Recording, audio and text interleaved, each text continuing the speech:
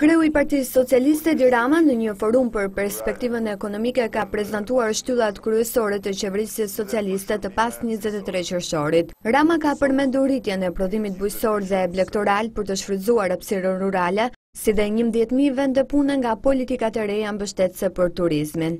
Një plan i mirë konceptuar për një zhvillim modern rural do të na jepte mundësinë që të ndërtonim një nga 3 shtyllat e modelit të ri ekonomik.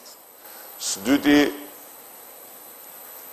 një ekonomi prodhuese bazuar në investimet prodhuese për të mbështetur maksimalisht shtimin e investimeve që prodhojnë dhe së treti, sigurisht që Shqipëria mund të bëjë shumë edhe në drejtim të shërbimeve, turizmi mbetet një nga shërbimet kryesore, por një turizëm i konceptuar krejt ndryshe nga sa është konceptuar deri më sot.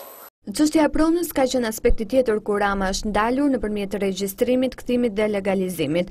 Ndërsa sa i përket marrëdhënies me Kosovën, kryesocialisti e cilësoi atë si një partner potencial dhe të rëndësishëm në rimodelimin e sistemit ekonomik.